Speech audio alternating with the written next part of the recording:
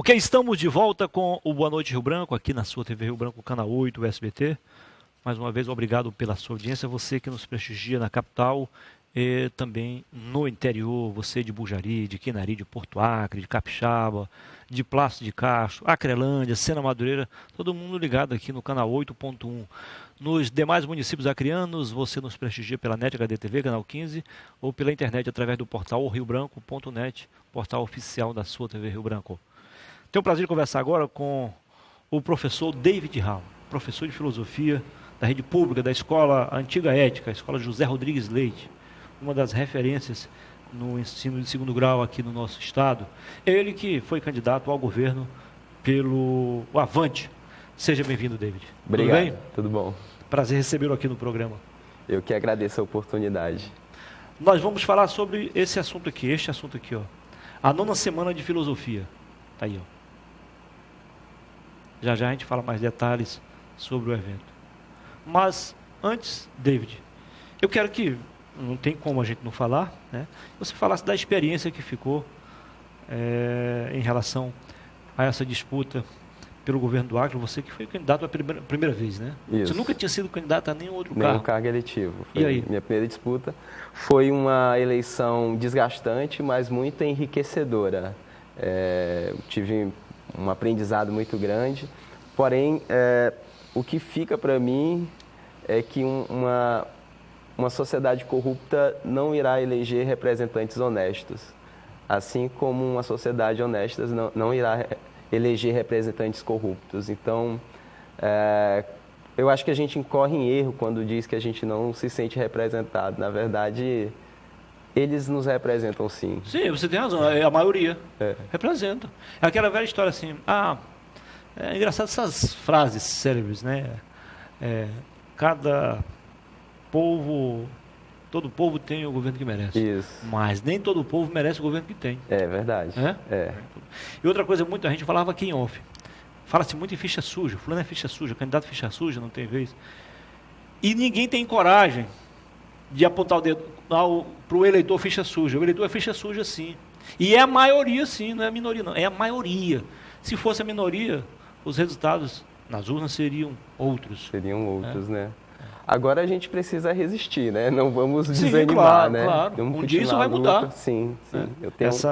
Essa lógica perversa vai ser invertida. A nossa candidatura, em certo sentido, foi um ponto fora da curva, né? Foi a tentativa de levar uma mensagem de que é possível não só pensar a política sobre outra perspectiva, mas exercitá-la na prática. Vamos dar um exemplo claro do que estamos a falar aqui.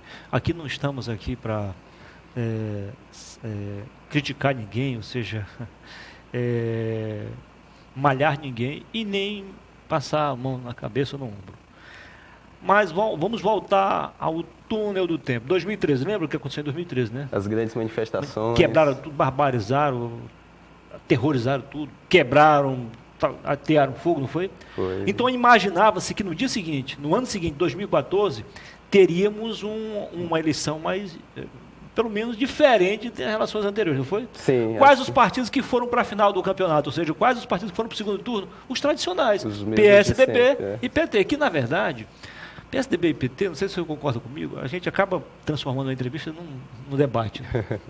Inevitável. PT e PSDB, eles só se diferenciam na questão econômica, porque no social e na gestão em si tem tudo a ver, Eles são mais próximos do que... Sim. E aí, um dia desse, eu conversando com o professor, disse, e quem foi que disse que o PT é partido de esquerda? Eu digo, pelo menos a proposta seria, né? Tese, né? É a tese.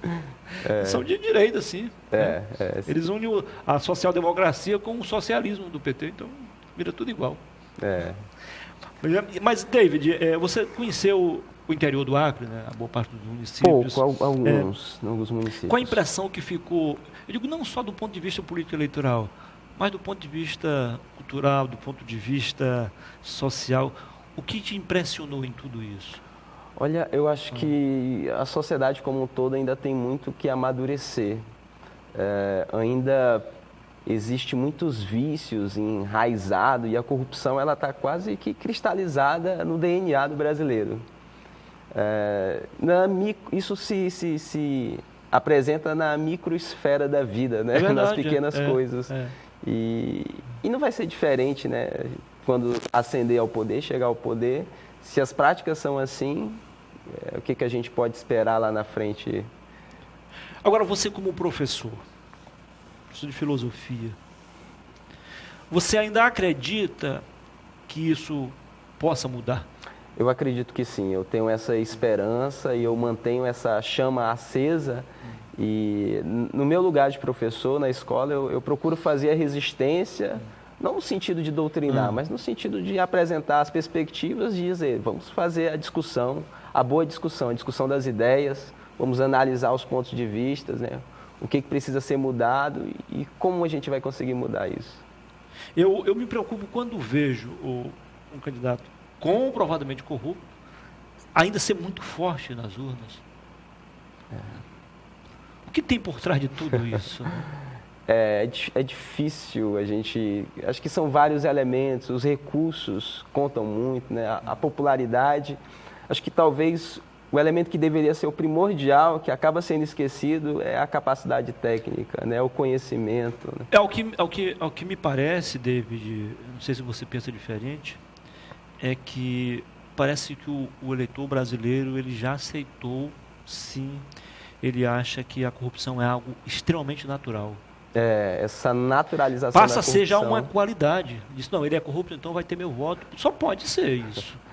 E é muito perigoso isso, é muito complicado. Parece que os valores éticos e morais já se diluíram, né? Se relativizaram e não há mais parâmetros. Sim. É lamentável, é preocupante. A gente precisa estar... E a nossa semana de filosofia, em certo sentido, é uma reflexão sobre esse cenário. Né? O tema da semana é resistência em tempos de retrocesso. Né? É tentar fazer uma análise filosófica desse momento que a gente está perpassando. E aí a gente convidou alguns professores. Sim. Né? Vamos à programação aí. Na segunda-feira, dia 3 de dezembro... Começa dia 3 e vai até o dia 8. Até o dia 7. Até o dia 7. Isso. Nós temos na segunda-feira o professor Sanderson Moura, né, o advogado criminalista. Né? Na terça-feira, o professor João Lima, da UFAC. Quarta-feira... João Lima é o ex-diretor da escola? Não, é o outro, eu já sei qual é. É o da filosofia, Isso, da UFAC. Na quarta-feira, o professor Francisco Raimundo, do Direito. Na quinta-feira, o cientista político Nilson Euclides. E, por fim, para o encerramento, nós teremos o professor Guilherme Cunha, com o tema Política em Nietzsche. Então, Guilherme Cunha é professor de filosofia também. De filosofia também. Doutor, gente boa também. Aliás, pela qualidade dos palestrantes, vale a pena o pessoal participar. É aberto? É aberto ao público, será na Assembleia Legislativa do Estado. Pelo que o espaço é relativamente pequeno. Mas eu acredito que vai ser um público qualitativo. Verdade. Infelizmente, esses eventos tendem a ter um público reduzido. Pois é, parece que não chamam, esses eventos, infelizmente, ainda não chamam a atenção do cidadão. Tá, mas qual é a expectativa de vocês, David? Olha, a gente quer levar uma mensagem de que a gente tem que estar... A gente não tem que ficar na torcida de que vai dar errado. A gente está todo mundo no mesmo barco. Se o barco afundar, afunda todo mundo junto. Mas a gente tem que estar atento e aplaudir quando for necessário e fazer as críticas quando for devida. Eu acho que é uma reflexão um pouco mais sensata, não ser situação por situação, oposição por oposição, mas a filosofia é uma ferramenta que nos garante melhores condições para poder analisar as coisas de uma maneira mais racional. Tá. Você poderia ser professor de história, de geografia, de química, poderia ser de matemática, e você optou pela filosofia. O que te levou a isso? No ensino médio, com 16 anos de idade, na escola Heloísa Moron Marx, eu não gostava de estudar na época. Não gostava de estudar? Como a grande maioria dos adolescentes não gostam, mas... Você morava ali por perto? Eu morava na Floresta, próximo, e assim, a filosofia me chamou muita atenção, porque até então eu entendia as outras áreas, achava um saco, um porre, né? Eu ter que decorar fórmulas para aplicar uma equação que não tinha sentido para minha vida. Nesse particular, eu também vivi o mesmo drama. De modo que a filosofia falava de coisas do meu cotidiano, de coisas que eu vivenciava e nunca tinha me dado conta para me posicionar acerca, por exemplo, do aborto, acerca do racismo, temas polêmicos que sobre a vida em si. Nos incomoda, nos traz uma inquietude e nos move a querer pensar, refletir. Então, esse foi o meu primeiro contato com a filosofia. A partir disso, eu comecei a tomar gosto pelos estudos e particularmente pela filosofia. Você me fez lembrar os velhos tempos do curso de jornalismo. O nosso professor de filosofia aplicada ao jornalismo era o Mastrangelo, o saudoso Mastrangelo. E ele é muito inteligente, né, muito sábio, e ele tinha um poder assim, de inovar, de improvisar. Ele disse, nós vamos aprender filosofia aqui dentro. E tinha uns métodos, né, que chamavam a atenção. E acho que a partir dali surgiram novos filósofos também. Então, tem tudo a ver também. Acho que nós, professores, temos acabam que influenciando também de uma forma positiva. E a gente tem que estar mudando, tem que estar propondo aulas dinâmicas para chamar a atenção. É importante isso.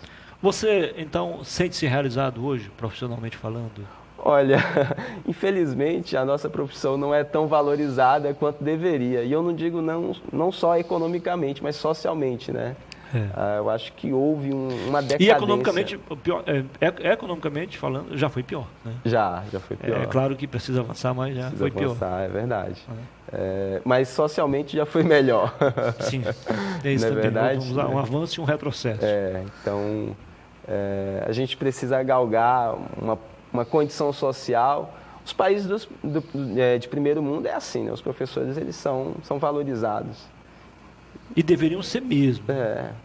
Afinal de contas. Todos os profissionais de sucesso precisam do apoio dos professores. É verdade. É extremamente importante saber disso. Tá, vamos voltar um pouco à política. Você está comandando o partido aqui? O Avante, né? O Franklin Albuquerque, ele afastou-se temporariamente? Por questões pessoais, né? E ele deixou a gente tocar. Ele é agente de Polícia Federal, né? Isso. Nordestino, gente boa. Ele. Muito sensato, né? Ele faz parte também daquela central sindical, deve ser o presidente. Isso, a nova, né? central sindical. Ele é o diretor-presidente. E aí? Aí a gente iniciou um processo seletivo. A gente quer fazer diferente, não queremos cair na vala comum dos outros partidos que se perderam, né? A gente quer fazer um processo seletivo para formar os nossos possíveis candidatos para as prefeituras e para o cargo de vereador, se possível, nos 22 municípios do estado. O Avante, vou fazer a pergunta por dever de ofício. O Avante, ele apresenta-se como partido de fato de esquerda ou centro-esquerda? Olha... Ou nenhuma coisa nem outra? Estatutariamente, no papel, centro-esquerda. Centro-esquerda. Mas na prática não funciona dessa forma, né? Na prática existem militantes e parlamentares de todos os viés, né? Aqui no estado do Acre a gente quer superar essa dicotomia esquerda-direita e tentar pensar para além disso. Acho que existem elementos positivos em ambas as correntes, mas também as duas perspectivas ainda estão muito engessadas, elas se perderam e elas não dão conta para questões que são atualíssimas, questões contemporâneas. Na prática, vocês seguiram carreira solo aqui, né? Isso, aqui no... Foi uma opção? Infelizmente, a lógica de se fazer as composições é a da velha política perversa, do toma lá da cá, e a gente não... Foi insustentável seguir essa lógica. A gente almeja por mudança e não daria para... Mas você sabe que, pelo menos por enquanto, nas próximas eleições, se bem que agora com a nova as mudanças na legislação eleitoral, isso vai... As coligações nas candidaturas proporcionais já não serão mais possíveis. Bom, mas na proporcional ela existe. Aliás, nas majoritárias. Majoritárias, isso. E é muito difícil você pensar chegar a algum lugar hoje sem uma ampla aliança, né? Aí você faz a aliança, você perde em qualidade. Perde no conteúdo que você falou.